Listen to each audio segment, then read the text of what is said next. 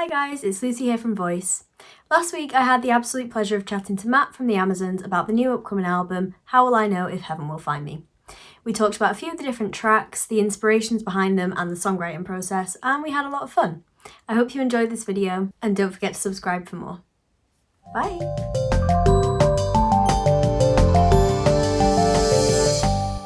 What song on the album are you most proud of?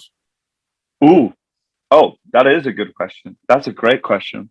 I Northern Star, or say it again. Northern Star, or say it again, which are like track 3 and 5 on the record. Okay, is there any particular reason that those are standout tracks to you? They definitely sonically they represent different. It's a different moment for us.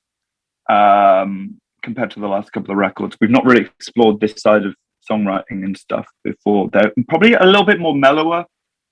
Sorry, they're a little bit more mellow. But I don't know. They feel they're intimate, and I don't know.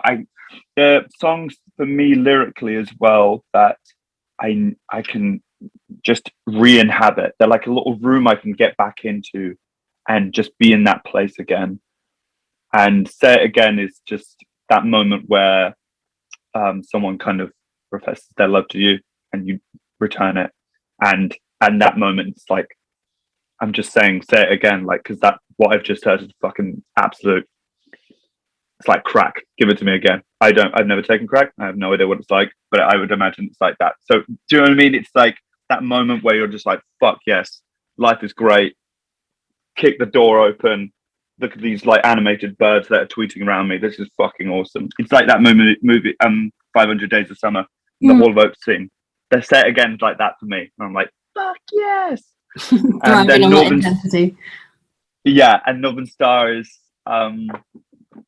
just celebrating. You know, I think people in our life, there's one or two people in our lives that we look to for guidance, and just we look to as a direction in the kind of, you know, in the same way as like sailors look to the Northern Star for, you know, at night and they're in darkness. And I don't know, it's just someone who's, it's just talking about someone who's just strong and it's, you know, you can depend on them. And I don't know, that's that kind of love, really. Those just different for the Amazons. We've not really done anything like that before. So I love those ones. Amazing. So with it being a little bit more romantically driven and kind of having that power of emotion behind everything, how did the songwriting process actually differ from the first couple records? Well, there were some big differences. I mean, logistically, I just didn't see the voice much for the first year or so. Obviously, some big factors out of our control contributed to that. But for that reason, it wasn't like we were in the band rehearsal room slugging it out as we were before. You know, our process really was like riff, then I'll top line over it, I'll sing over it and work on that kind of thing. We'll come up with the instrumentals. This time round, we were like, well, we're not going to see each other. So it's so stripped down to me in my bedroom. If the song can't move you at the title and the lyrics and the just me and singing on a piano or singing on an acoustic guitar, then like maybe we shouldn't continue with it. It has to move you at the most fundamental level and has to connect with you at like its most basic incarnation. So I think that was a big difference for us. So that probably led to more softer moments because it was more honest to how they were written, you know, on piano and acoustic and some stuff like that.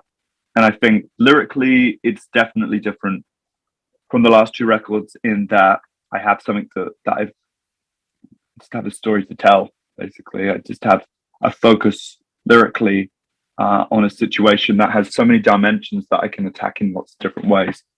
And you know, we started off the process in, you know, the mid, you know, in 2020. We had a few songs, you know, 10, 12 songs that we kind of just binned because they just weren't talking to us. They weren't like, you know, they sat on a Dropbox and you weren't revisiting them. That's always a bad sign when you've like recorded something. You're like, when was the last thing you listened to that one? Oh fuck, we haven't listened to it for ages. Maybe that's not right for us. And it was these songs that I was using as a form of communication to my partner, acoustic demos that I was just doing into my bedroom, like Northern Star and all this stuff, sending them over to her, and she's going like, have you sent this to the boys? I'm like, not yet. And she's like, well, you should. And it's like, oh, I sent it to the guys, and they're like, wow, we should work with this is awesome. And that's just kind of how the spine and the kind of foundation of the record that we have now, How Will I Know If Heaven Will Find Me, that's how it's kind of really grown up from those moments. So do you think if your girlfriend hadn't suggested that you sent it over to the boys, you maybe never would have realised that this idea kind of had legs and would move forward with it? Massively. She'll love me saying that as well. She'll love that.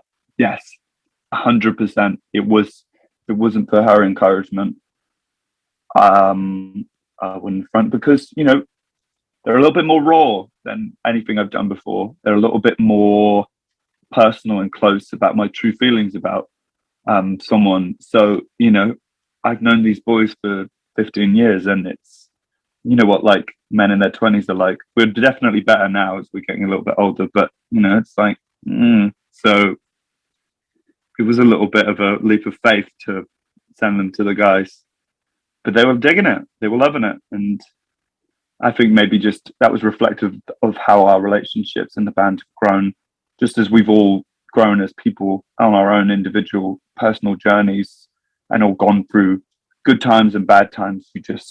I think it's probably just part of growing up that we're more open and with each other. Do you know what I mean? We can talk more about stuff. Yeah, absolutely. I mean, I suppose as well with her encouragement being, the album kind of having a lot of content surrounding the way you were feeling about her and about the whole situation, it's just going to kind of fed into itself, right?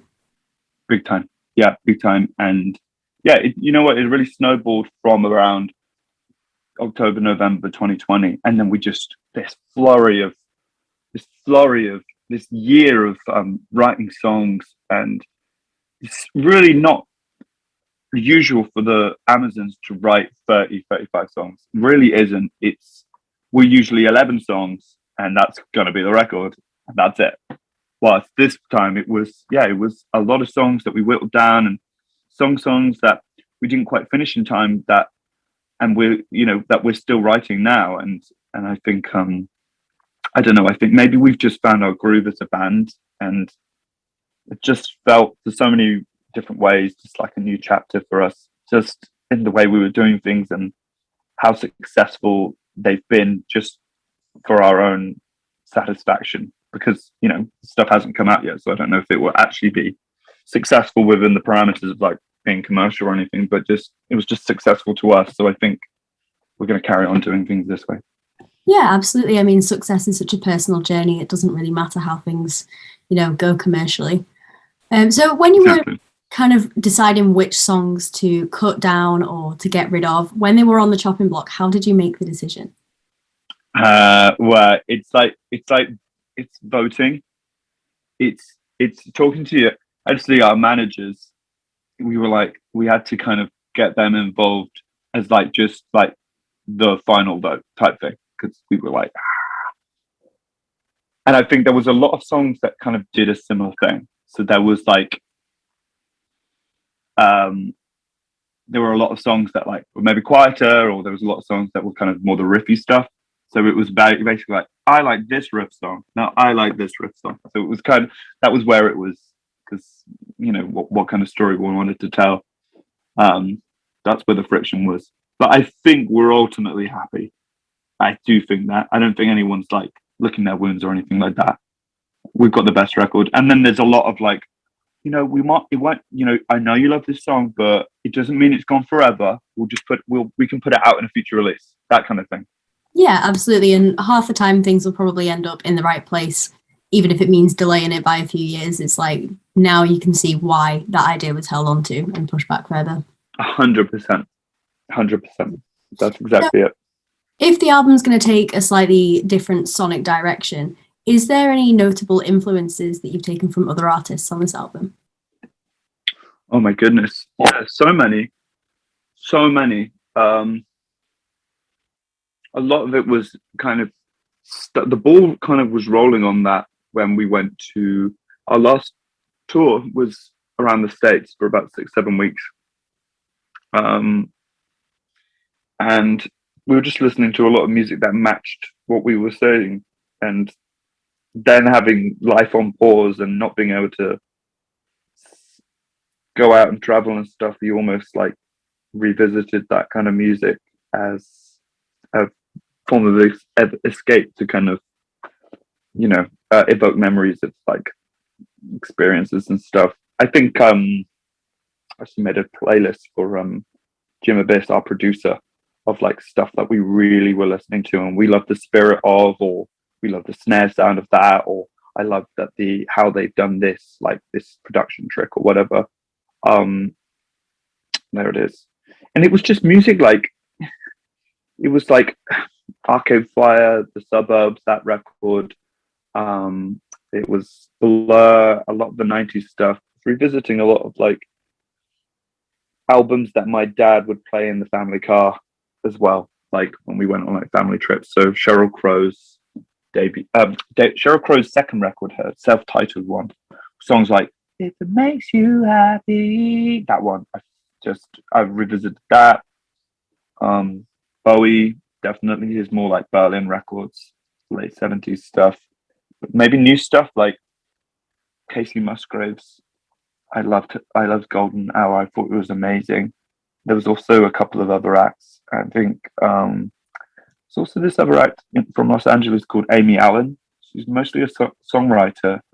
She's done some really big stuff like people like Halsey, but also and Harry Styles. She co-wrote on "Adore You," but also she's got some of her own. She's got her own project, like her own music, and I found that I was listening to a song called "One" a lot.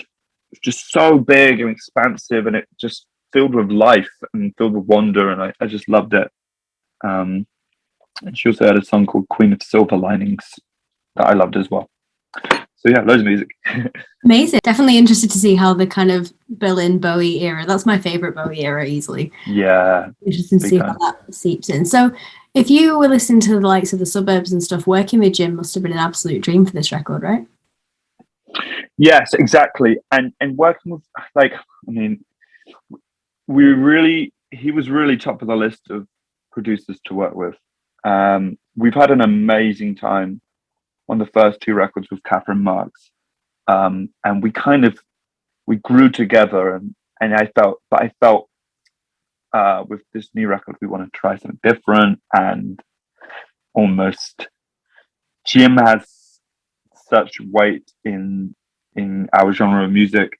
I actually remember when some of our first conversations were saying to Jim, like, you made some of the, like, Jim, I feel like we speak the same language musically because you worked on the records that created that language for me to speak.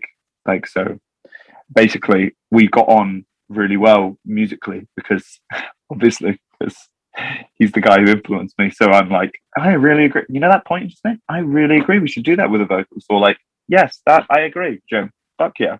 So it was just real amazing to work with him. And sometimes, like, in the band we need a little bit of like an authority figure to just stop us from arguing and shut us up, and to have that final vote, and to just go, no lads, stop fucking around, stop arguing, it's going to be this way. And we go, okay, cool, that sounds good.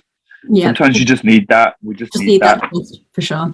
So you've obviously had to adapt to not being on tour to suddenly being on tour again. And I really want to know how that's been for you. And if there's any like particular tour traditions that you really enjoy or that maybe even annoy you a little bit. Yeah, right. Well, you know what? It's been a real thrill. And it's been insanely stimulating and sometimes overwhelming getting back on the road and doing these arenas. So like, you've got the pace of life that completely changes. You've got the lack of sleep, because I don't care what anyone tells you, tour buses, you don't really sleep. Nothing like at home. And yeah, you're seeing 15,000 people every night. and it can at times be kind of overwhelming. So there was moments where me and Joe, our drummer, we're just having conversations of like, we just need to just chill out. Like, it's not going to be the same. Like, you can't act like the last 2.5 years haven't happened. Let's just like, we don't have to do X, Y, and Z. We can just chill out. Let's just take up our time, try and slow the pace down on the day to day. And to be fair, we weren't that. We knew we couldn't get like trashed every night like we could on maybe some of our early first album tours. Just because, you're kind of exposed and vulnerable when you're playing to 15,000 people, especially personally with my voice, which I'm on my own personal journey on. And I feel like it's gotten better, and I want to show people that my voice has got better. So, if you factor in no sleep, so you probably shouldn't drink as much, because otherwise you're just going to fuck yourself over and be really disappointed after the show. But yeah, we had our moments, but overall it was just the most amazing experience, and we're devastated that we're not still on the road, I have to say. And so there we have it. That was the interview with the Amazons. The new album will be out on September 2nd, and it's called How Will I Know If Heaven Will Find Me. Definitely keep an eye out and make sure that you check out the tour dates too. See you next time.